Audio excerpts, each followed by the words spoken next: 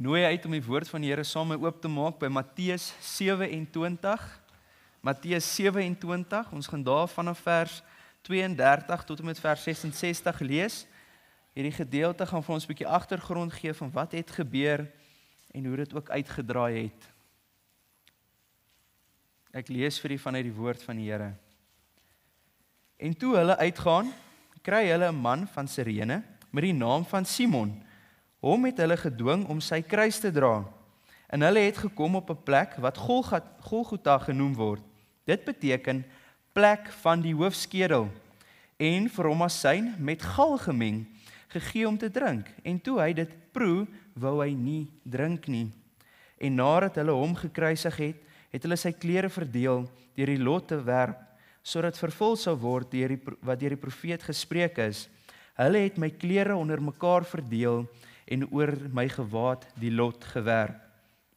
En hulle het gegaan sit en hom daar bewaak. En bokant sy hoof het hulle sy beskuldiging in skrif opgestel. Dit is Jesus, die koning van die Jode. Toe word daar saam met hom 2 rowers gekruisig, een aan die regter en een aan die linkerkant. En die verbygangers het hom gesmaad terwyl hulle hul hoofde skud en sê: U wat die tempel afbreek en in 3 dae opbou, red u self.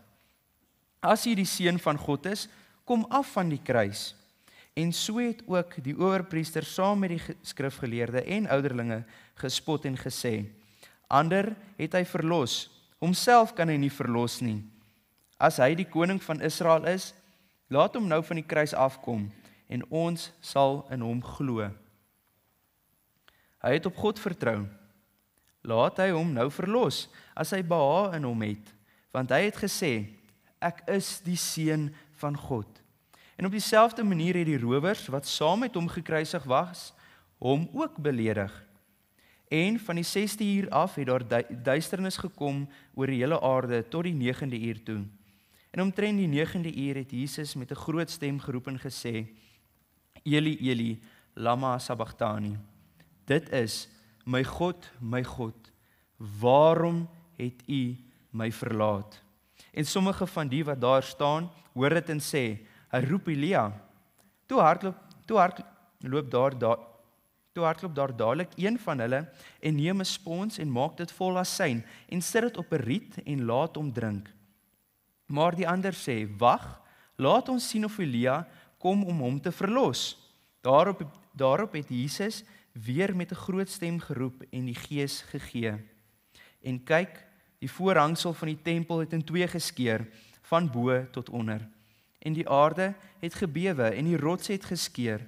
En die grafte het oopgegaan en baie liggame van die ontslape heiliges het opgestaan. En na sy opstanding het hulle die grafte uitgegaan en in die heilige stad ingekom en aan baie verskyn. En toe die hoofman oor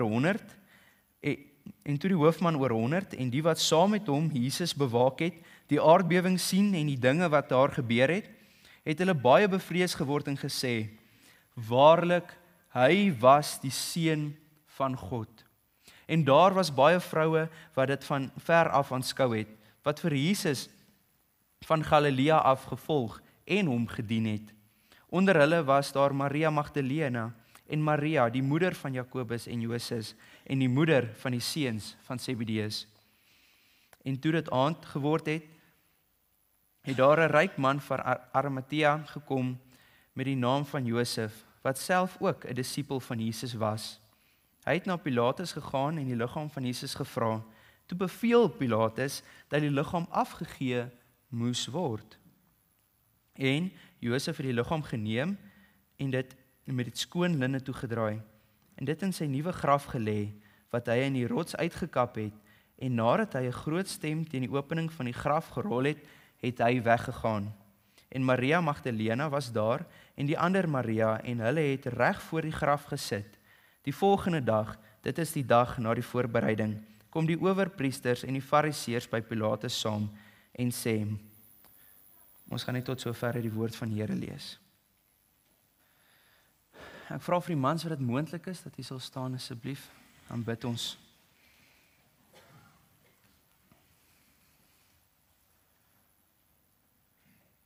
Almagtige Here en Hemelvader, ons Here en ons God, Here Jesus en Heilige Gees, ons dankie vir hierdie geleentheid, dat ons na U toe kan kom in gebed, dat ons saam kan wees en kan bid, en U naam kan uitroep, dat ons hier kan wees, Here, en vanuit die woord kan hoor, Here, wat is dit wat met U gebeur het, maar ook, Here, wie U was, wat aan die kruis gesterf het. Here, ons wil U dank vir hierdie dag. Ons wil U dank, Here, dat ons kan terugkyk in geskiedenis, alhoewel dit 'n dag was wat hartseer is, Here, dat ons Here moes sterf. Dank ons, Here, want deur dit kan ons vrygemaak word. En is ons wat U kinders is, vry, Here. Here, wees met ons, lei ons, bewaar ons, want ons kort U. Maak ons harte oop, Here, dat ons sal onthou wie is U, Here. Dat ons sal weet wie is dit wat aan die kruis gesterf het vir ons sondes. Dankie, Here, dat ons na U toe kan kom. Ons bid dit alles in die groot en heilige naam alleen, Here. Wees met ons, want ons kort U. Amen.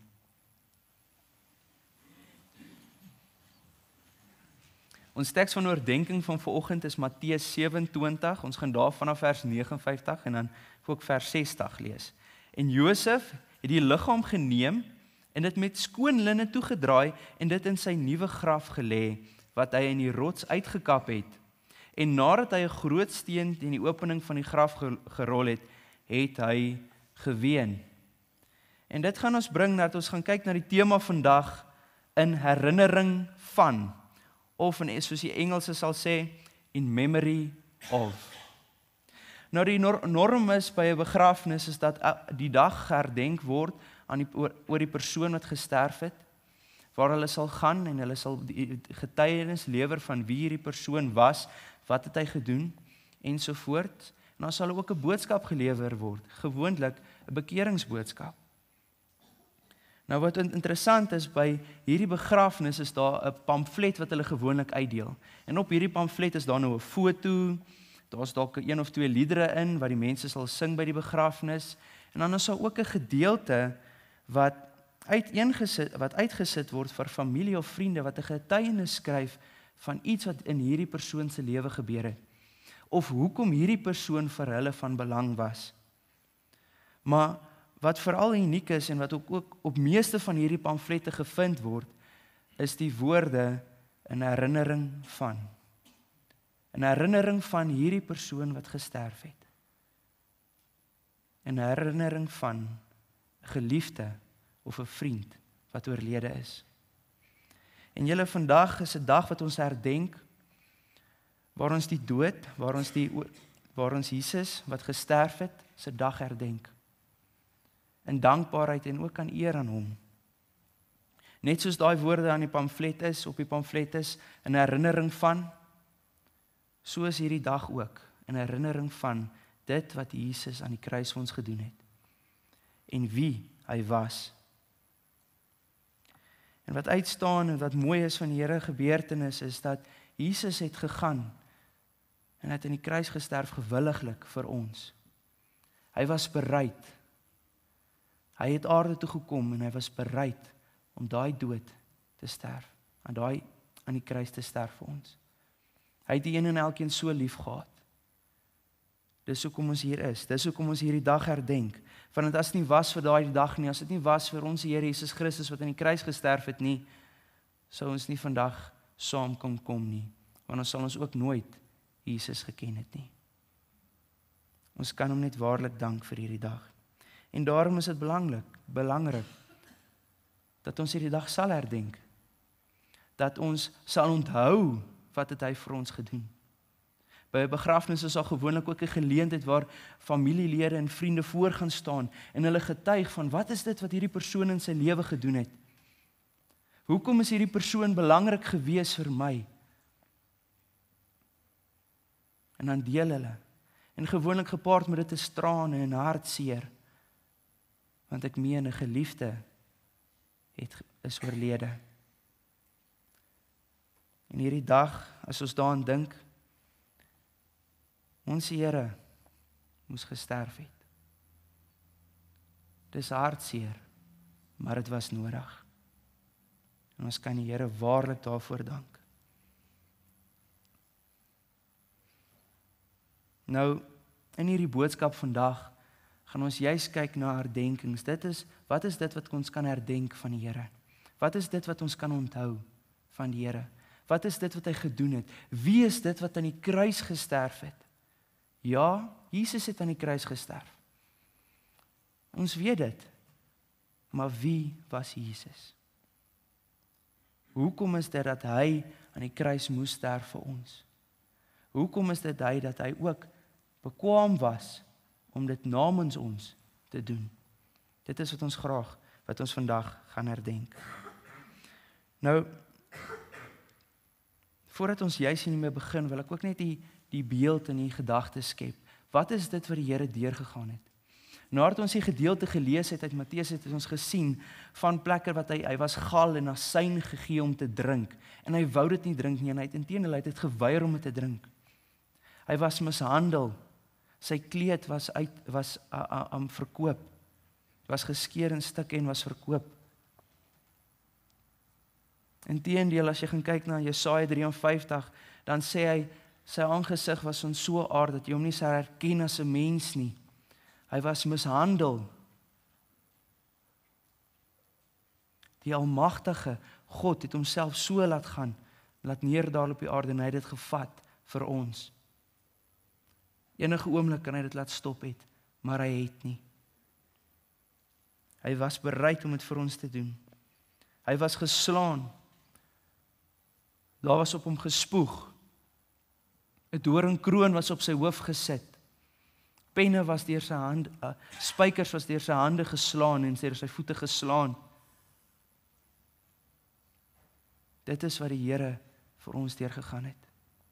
En dis hoekom ons hier is, om die Here die dag te herdenk. Want hy het vir ons gedoen.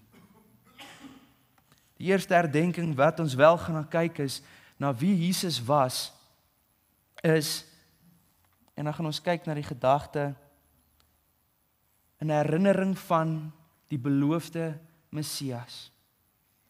Ek wil graag vir die vers lees, Johannes 1 vers 42.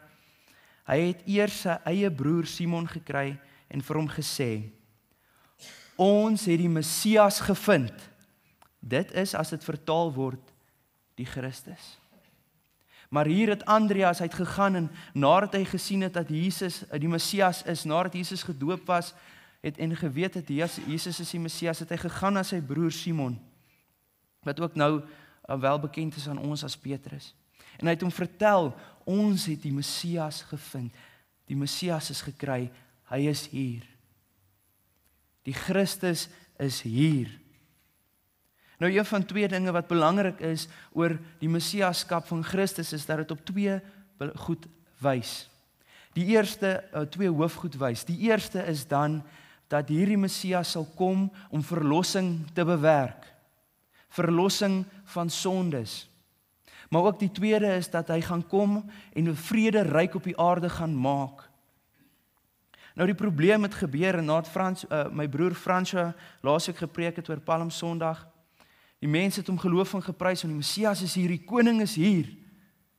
Die vrederyk is op ons. Ons probleme, ons gaan nou verlos word van ons probleme. Maar hulle het vergeet dat Jesus, die Messias, eers moes kom om aan die kruis vir ons verlossing te bewerk. Dit was uiters belangrik. Die Messias het gekom. Hy is hier, maar hy moet sterf. Die Jode het misgesien. Hulle het dit misgevat dat hierdie nie die regte geleentheid is. Hulle het gedink, nou is dit die tyd vir die vrederyk.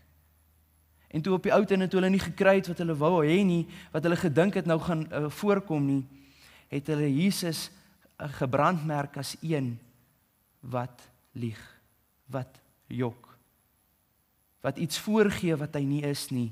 Maar wie was verkeerd? Dit was hulle. Hy was en is die ewige koning. Hy is die koning wat gaan sit op die troon van Dawid tot in ewigheid. Hy is die een wat die vredesryk gaan bring. Ja. Maar dit was nie toe die tyd nie.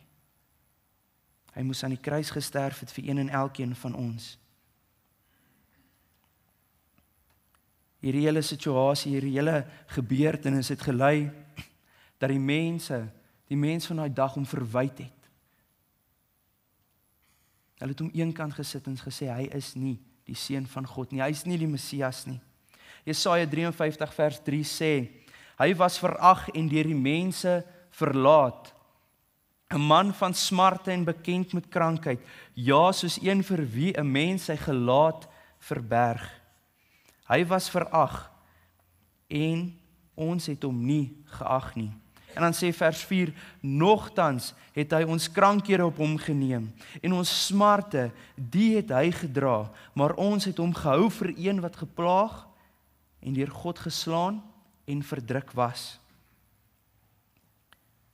Dis 'n hartseer verhaal dat Jesus aan die kruis moet sterf, dat die Messias aan die kruis moes sterf. Maar dit was nodig. Al het hulle hom eenkant geplaas en gesê hy was vervloek en hy is nie die Messias nie, hy is nie die seun van God nie, dat hy lasterlike dinge beet gekry het. Al het hulle dit gedoen, al het hulle hom mishandel, het hy nog steeds voortgegaan. En hy het nog steeds die krankhede van die mensdom op hom geneem. My geliefde broers en susters, hierdie dag is uiters belangrik gewees. Want as dit nie was vir die Here wat daai dag aan die kruis gesterf het nie, sou ons nie kinders van die Here kon geword het nie. Sou ons nie verlos kon word van ons sondes nie. Sou ons nie kinders kon wees van die Almagtige nie. Sou ons nie Jesus ons Here kon noem nie, want hoe sal ons verlossing kon verkry? Ons sou nie vrede in ons harte kon hê nie, want ons sal nooit sekerheid gehad het oor waar ons gaan die dag as ons sterf nie. Ons sou nooit blydskap in ons harte gehad het nie. Maar omdat Jesus Christus aan die kruis gesterf het, omdat die Messias aan die kruis gesterf het, het dit vir ons moontlik geword. Nou kan ons sy kinders wees, en nou is ons ook sy kinders, die wat in hom glo. Hoe wonderlik is dit nie?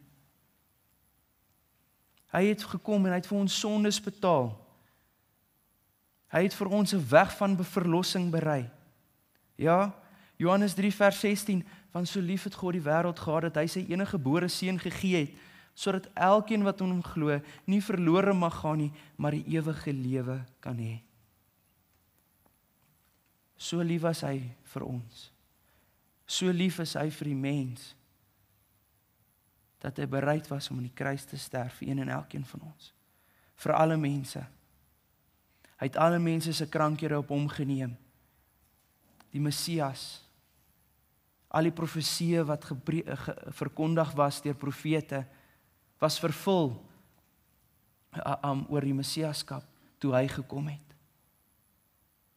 Ja, alhoewel nog nie die vredesryk vervul is nie, was die koms van hom wat verlossing gaan werk, het plaasgevind. Dit was vervul. En met hierdie gedagte dat God ons so lief gehad het, dat hy bereid was om uit die uiterste te doen, dat hy bereid was om te sterf. Dit bring ons juist na die volgende herdenking, na dat in herinnering van die nederige diensknegt, in herinnering van Jesus en wat hy kom doen het op hierdie aarde. Ek wil vir julle graag lees Filippense 2 vanaf vers 5 tot 8, want hierdie gesindheid moet in julle wees wat ook in Christus Jesus was. Hy wat in die gestalte van God was, het dit geen roof geag om aan God gelyk te wees nie, maar het homself ontledig deur die gestalte van 'n diensknegt aan te neem en aan die mense gelyk geword. En 'n gedaante gevind as 'n mens. Hy het homself verneder deur gehoorsaam te word tot die dood toe. Ja, die dood van die kruis. Nou in konteks van hierdie gedeelte is die voorbeeld van Jesus, die gesindheid van Jesus gebruik om die mense te bemoedig om die gesindheid van Jesus aan te neem, dat hulle moet wees soos Jesus. En dan sien ons hierdie pragtige gedeelte waar hy sê, wat is dit wat Jesus gedoen het vir die mens? Let op, Jesus is God. Hy het die hemel verlaat. Hy het aarde toe gekom. 'n mens geword en die vorm van 'n dienskneg aangeneem. Let op, dit het hom geen roof geag nie. Hy is gelyk aan die Vader. Hy is gelyk aan die Heilige Gees. Hy is God. Die idee dat hy bereid was om 'n mens te word, om die vorm van 'n dienskneg aan te neem en vir ons verlossing te kom bewerk. Hoe wonderlik is dit nie? Hy was nederig. Hy het homself verneder deur om hierdie posisie in te neem, deur om 'n mens te word. Matteus 1 vers 23 sê, kyk, die maagd sal swanger word en 'n seun baar, en hulle sal hom Immanuel noem. Dit is, as dit vertaal word, God met ons. Weereens is 'n profesie wat vervul het. Jesaja 7 vers 14 sê basies dieselfde. Daarom sal die Here self aan julle 'n teken gee. Kyk, die maagd sal swanger word en 'n seun baar en hom Immanuel noem. Die Here het homself so verneder dat hy 'n baba geword het. Dat hy gebore was as 'n baba uit 'n maagd, uit Maria. En ons lees ons in Lukas 2 vers 7, en sy het haar eersgebore seun gebaar en hom toegedraai in doeke en hom in 'n krib neergelê, omdat daar vir hulle geen plek in die herberg was nie. Hy was nie in 'n paleis gebore nie. Hy het nie in enige unieke plek was hy gebore nie, nee. Hy was in 'n stal gebore. Ons Here Jesus Christus, God, het aarde toe gekom. Hy was gebore in 'n stal. En nie net dit nie, hy was in 'n krib neergelê. Die voerbak van 'n dier. Sy pa op die aarde was 'n eenvoudige werker. Hulle was nie welaf nie. So het Jesus ook van daardie punt af het hy gegroei. Soos 'n normale kind het hy gegroei en gegroei. Hy het kennis geleer. Hy het volwasse geword. Hy het net soos ons op die aarde gewandel, behalwe dat hy sonde gedoen het nie. Net soos 'n mens het hy honger geword. Net soos 'n mens het hy dors geword. Dit is wat die Here gedoen het. Toe hy sy bediening begin het op die ouderdom van 30, het hy so ver gegaan as om sy disippels se voete te was. Johannes 13 vers 5 en 6, daarna het hy water in 'n bak gegooi en die voete van die disippels begin was en afdroog met die doek wat hy omgehad het. Hy kom toe by Simon Petrus en die sê vir hom, Here, gaan U my voete was? Jesus het homself so verlaag dat hy die voete van mense gewas het. Dit is wie aan die kruis gesterf het, die nederige dienskneg. God. Hy het liefde het hy dit gedoen en hy het 'n voorbeeld kom stel aan een en elkeen van ons. Johannes 13 vers 12, toe hy dan hulle voete gewas en sy boklere geneem, gaan hy weer aan tafel en sê vir hulle, verstaan julle wat ek aan julle gedoen het? En dan sê hy ook in vers 13, julle noem my meester en Here, en julle is reg, want ek is dit. En in vers 14, as ek dan die Here en die meester, julle voete gewas het, is julle ook verplig om mekaar se voete te was. Want ek het julle 'n voorbeeld gegee om net soos ek aan julle gedoen het, ook so te doen. Ons Here Jesus Christus, ons meester, die Messias, hy het gekom en hy het 'n voorbeeld gestel op hierdie aarde. Hy het vir ons 'n standaard kom stel, dit wat ons kan volg. Ons word konstant geleer, deel van heiligmaking is om meer te word soos Jesus. Minder te word van jouself en meer te word soos Jesus. Die wandel van Jesus, hy het gekom en hy het daai dienskneg, daai nederige dienskneg beeld het hy kom uitleef, om vir ander om te gee, om vir ander uit te sien, om te versorg. Dit het hy gedoen. Hy het die troonkamer verlaat, om vir ons hierdie voorbeeld ook te kom stel. Hierdie nederige dienskneg het aan die kruis gesterf. Die Messias het aan die kruis gesterf. Hy het nie net so ver gegaan om homself te verneder tot 'n dienskneg nie, maar hy het so ver gegaan om homself te verneder en die dood van 'n misdadiger te sterf. Dit bring ons ook by die volgende herdenking, in herinnering van die sondelose man. Ek lees vir Hebreërs 4 vers 15, want ons het nie 'n hoëpriester wat nie met ons swakheid medelee het nie, maar een wat in alle opsigte versoek is, net soos ons, maar sonder sonde. Ons gaan wel nou nie fokus hier op die idee van die hoëpriester nie, maar liewers op die idee dat hy sonder sonde was. Toe Jesus aan die kruis gesterf het, toe Jesus op die aarde gewandel het hy nie sonde gedoen nie. Hy was 'n regverdige man. Die rede vir Jesus wat nie sonde gedoen het nie, is eenvoudig. In Matteus 1 vers 23 lees ons dat hy uit 'n maagd gebore was. Hy was nie daar van die saad van 'n man nie, hy het nie gekom vanaf die saad van 'n man nie. Matteus 1 vers 18 sê nou juist vir ons, waar het hy van gekom? Die geboorte van Jesus Christus was dan so, toe sy moeder Maria verloof was aan Josef, voordat hulle saamgekom het, is sy swanger bevind uit die Heilige Gees. Maria, die moeder van Jesus, was nog nie bekend nie. Sy het nog nie gemeenskap gehad met 'n man nie. Sy was 'n maagd. En toe daar 'n wonderwerk plaasgevind. Nadat die engel aan haar verskyn het en van gesê het wat gebeur het die Heilige Gees oor haar gekom en sy het swanger geword. Hierdie gebeurtenis is van so 'n aard, so 'n wonderwerk dat mense vandag dit betwyfel. Hulle kan nie dink dat dit moontlik is dat Maria 'n maagd was en dat sy 'n seun gebaar het nie. Maar dank die Here, ons kan hom dank vir dit.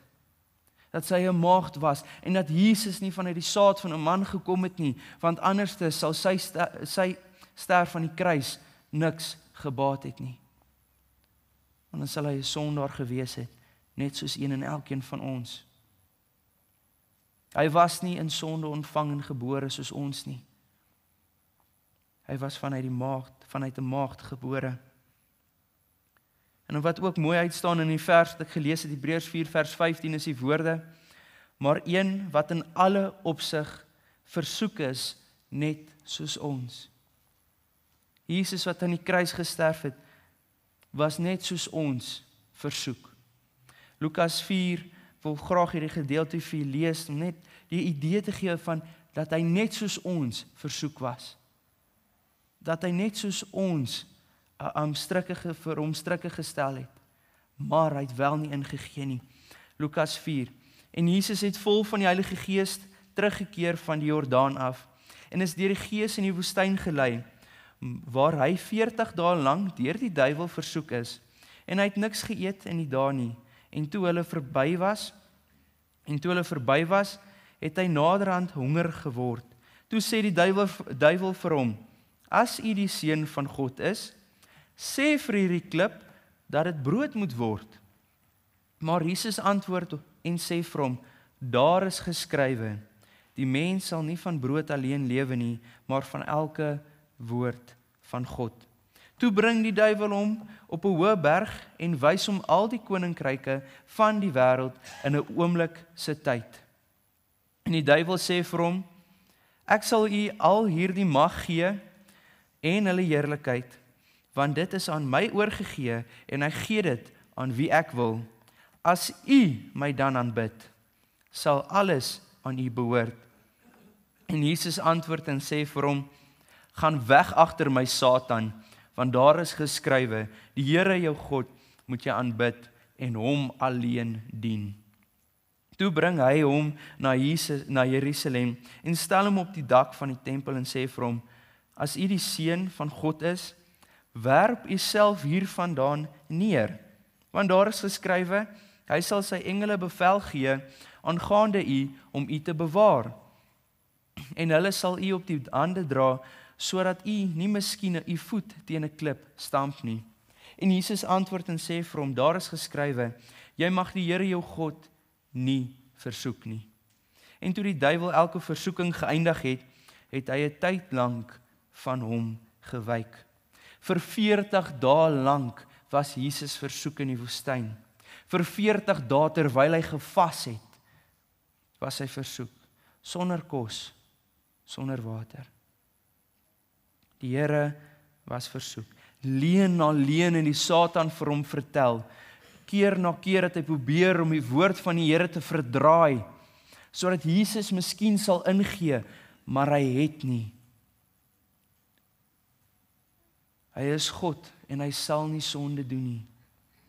Hy is heilig. Hy het gedoen wat reg was. Hierdie herdenking is wel vir ons as kinders van die Here baie belangrik. Want as dit was dat Jesus sonde gedoen het, sou ons nie gered kon word nie. Sou ons nie die ewige lewe kon ontvang nie. 2 Korintiërs 5 vers 21 sê, want hy het hom, wat geen sonde geken het nie, sonde vir ons gemaak, sodat ons kan word geregtigheid van God in hom. Hy wat geen sonde geken het nie. Jesus wat geen sonde gedoen het nie, het sonde geword aan die kruis. Hy het daai skuld op hom geneem. Dit wat ons gedoen het, het hy op hom geneem en die prys daarvoor betaal. 1 Petrus 2 vers 22. Hy wat geen sonde gedoen het nie, en in wie se mond geen bedrog gevind is nie. Wat toe hy uitgeskel is, nie terug uitgeskel het nie. Toe hy gelei het, nie gedreig het nie, maar dit oorgegee het aan hom wat regverdig oordeel. En dan vers 24. Wat self ons sondes in sy liggaam op die kruishout gedra het, sodat ons die sondes kan afsterwe en vir die geregtigheid lewe, deur wie se wonde julle genees is. Ons Here Jesus Christus, wat sonder sonde was, wat geen sonde gedoen het in die tyd, wat hy geleef op die aarde nie, en ook die tyd voor dit, want hy bestaan tot in alle ewigheid. Hy wat geen sonde geken het nie, het daai sonde op hom geneem. Hy het dit wat ons moes betaal, het hy gaan betaal. Die dood wat ons moes doen, gedood het hy op hom geneem. Die vereiste was dat hy perfek was, daai sondeloosheid, dit was die vereiste. 1 Petrus 1 vers 19, maar deur die kosbare bloed van Christus, soos van 'n lam sonder gebrek en vlekkeloos. Nou, met die oorspronklike wette, moes hulle diere geoffer het aan die Here, as hulle sonde gedoen het, en een van dit was dat hulle 'n lam moes offer vir hulle sonde. Daar was wel 'n vereiste. Hierdie vereiste was dat daai lam niks probleme moes hê nie. Hy moes geen gebrek gehad het nie. Hy moes gesond gewees het en hy moes mooi gewees het en dit was dit. As hy die gedierte 'n gebrek aangelei het, was daar offer niks werd nie en sou dit niks gedoen het nie. En in hierdie saak is dit dieselfde met Jesus. As hy in enige opsig gestruikel het in sonde, as hy in enige opsig nie vlekkeloos was nie, sou hy nie die skuld namens ons kon betaal nie. Maar omdat hy soos hierdie lammetjie vlekkeloos was, kon hy. Galasiërs 3 vers 13 sê ook vir ons, Christus het ons losgekoop van die vloek van die wet deur vir ons 'n vloek te word. Want daar is geskrywe, vervloek is elkeen wat aan 'n hout hang. Hierdie vlekkelose lammetjie, hierdie vlekkelose Here van ons, hy wat sonder sonde was, het aan die kruis gehang en hy het 'n vloek geword vir ons. Die vloek wat op ons was, het hy op hom geneem. Dit wat ons moes toekom, het hy op hom geneem. En daarom kan ons vandag in dankbaarheid hier sit. Daarom kan ons hier in hierdie dag juig en bly wees, want ons sonde is betaal. Ons kan verlos word. Ons kan op die weg gaan wat na die ewigheid lei, as gevolg van Jesus wat geen sonde gedoen het nie. Hy het dit alles gedoen vir ons. Dit bring ons wel ook by 'n ander aspek, 'n ander herdenking, en dit is in herinnering van die groot geneesheer. Matteus 8 vers 16 en 17, en toe dit aand geword het, het hulle baie na hom gebring, wat van duiwels besete was, en hy het die geeste van 'n woord uitgedrywe, en almal wat ongesteld was, het hy gesond gemaak, sodat vervul sou word wat gespreek is deur Jesaja die profeet, toe hy gesê het, hy het ons krankhede op hom geneem en ons siektes gedra. Toe Jesus op die aarde gewandel het, lees ons ook in die woord dat hy vele mense gesond gemaak het. Vele krankhede het hy genees. Van 'n verlamde man, van 'n man wat melaats was, tot mense wat nie kon sien nie, van geboorte af, het hy genees. En daarom kan ons dit herdenk, dat Jesus wat aan die kruis gehang het, die groot geneesheer was en is. Psalm 53 vers 5. Maar hy is ter wille van ons oortredinge deurboor, ter wille van ons ongeregtighede verskoon. Jesaja 53 vers 5, is hy verbrysel. Die straf wat vir ons die vrede aanbring, was op hom, en deur sy wonde het daar vir ons genesing gekom. Gepaard met sonde en die sondeval is siekte. Want die siekte lei na die dood. Dit is baie belangrik dat ons sal weet. Nou die Here Jesus Christus het hier saam met die sonde wat op homself geneem het, ook die krankhede wat op ons kan kom, op hom geneem. Hy het dit op homself gevat en hy daarvoor betaal. Ons moet wel ook aan ag neem dat toe Jesus aan die kruis gesterf het, daai genesing, dat hy daai genesing vir een en elkeen vir ons moontlik gemaak het. Daar is mense wat glo dat toe Jesus op die aarde gewandel het en toe mense genees het, dat die einde was van hom wat sou genees, en dat genesing vandag maar net daar is deur medikasie en deur dokters en een of ander geneeshere. Maar dit is wel nie die saak nie. Jesus is nog steeds besig om mense te genees. En deur aan die kruis te sterf en dit op hom te neem, deur sy wonde, het hy dit vir ons moontlik gemaak om ook genees te word, om gesond te kan word. Dit is hartseer om te dink dat daar mense is wat dit nie glo nie.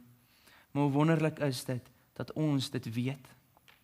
Dat ons is na die Here toe gaan, en as dit is volgens sy wil, dan sal hy ook ons genees. Soos ek hier staan, kan ek ook vele kere getuig van hoe die Here my genees het, van wat hy in my lewe gedoen het. Ek gaan wel later so 'n paar noem, maar wat ek graag wil bespreek en wat belangrik is in hierdie gedagte dat Jesus die groot geneesheer is dat wanneer u bid en vra vir genesing, u moet weet dat u die Here sal genees as dit in sy wil is. Ons lees van Timoteus wat 'n maagkwaal gehad het.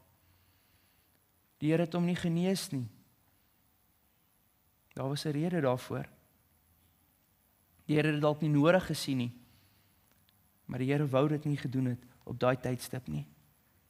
Maar so is die saak ook vir ons, dat as ons na die Here gaan en vra vir genesing, moet die prioriteit, die primêre doel, moenie wees dat ons daar is om net gesond te word nie. Ons moet daar wees dat ons verhouding met die Here kan versterk word, dat ons geloof in die Here beter sal word, dat ons sal groei in die Here. En dan as die Here wil, nadat jy geglo het in hom, as die groot geneesheer, dan kan hy jou genees. Deur sy wonde het hy dit moontlik gemaak. Deur hy wat almagtig is dit moontlik. Wat wel van belang is vir ons as gemeente en as 'n kerk, is dat die Here 'n struktuur ingestel het vir ons om te volg wanneer ons siek is. Ons lees daarvan in Jakobus 5 vers 14. Is daar iemand siek onder julle? Laat hom die ouderlinge van die gemeente inroep en laat hulle oor hom bid, nadat hulle hom in die naam van die Here met olie gesalf het. En dan vers 15, en die gebed van die geloof sal die kranke red, en die Here sal hom oprig, selfs as hy sonde gedoen het, sal dit hom vergewe word. Nou hierdie struktuur is deur die Here ingegee. As een van u siek is, as een van u krankhede het, word dit aan u beveel van die woord van die Here, dat u die ouderlinge moet saamroep, by mekaar roep, dat hulle vir u sal bid, en dat hulle vir u sal salf in die naam van die Here. Wanneer u dan daar is, in vertroue op die Here, en die persoon wat ook bid, in vertroue op die Here bid, is dit dan moontlik vir u om genees te word. Dit is die struktuur wat aan die Here gegee is, vir een en elkeen. Ek weet baie van ons misluk, baie van ons doen dit nie, en dit is eintlik hartseer. Baie kerke pas dit nie toe nie, ja, dit word verkondig, maar die mense sien nie dit as 'n moed nie. Hulle sien dit nie as 'n saak van belangrikheid nie, en daarom wil ek u bemoedig. As u 'n krankheid het, as u een of ander siekte het, roep die ouderlinge bymekaar. En doen dit wat die Here vir u uitgesit het om te doen. Ek weet ek kan self getuig. Vele siektes het oor my al gekom. CVID, dis Common Variety Immune Deficiency. As ek reg onthou het ek na die ouderlinge gegaan, hulle het vir my gebid, hulle het my gesalf in die naam van die Here. Die uitslae wat nou teruggekom het van my immuunstelsels kan die dokters nie glo nie. Nie net dit, nie te lang terug nie, het ek gesukkel met swaaibbrand en ek het die ouderlinge van hierdie gemeente bymekaar geroep. En hulle het vir my gebid en hulle het my gesalf. En vandag het ek dit nie meer nie. Gebruik hierdie geleentheid. Die Here het dit ingestel vir sy kinders. Gaan doen dit. Hy wil u genees en hy kan u genees. As dit wel sy wil is dat u nie nou genees word nie, sal dit wees dat u genees word wanneer u 'n verheerlikte liggaam ontvang, wanneer hy ons kom haal. Ons vat saam. Ons het vandag hierdie dag herdenk, want Jesus het aan die kruis gesterf vir ons. Maar dit wat ons nagegaan het is, wie is Jesus? En wie is dit wat daar aan die kruis gesterf het daardie dag? Ons het gesien dat hy die beloofde Messias is. Dat hy die Messias is wat verlossing kom bewerk het, maar ook dat hy die Messias is wat nog gaan kom in 'n vrederyk en dat hy tot in alle ewigheid sal regeer. Ons het dit gesien en ons het gesien dat die mense dit verkeerd verstaan het. Dat die Jode dit verkeerd geïnterpreteer het. Dat hulle hom verwyd het, maar nog steeds het hy ons ongeregtighede op hom geneem. Tweedens het ons gesien dat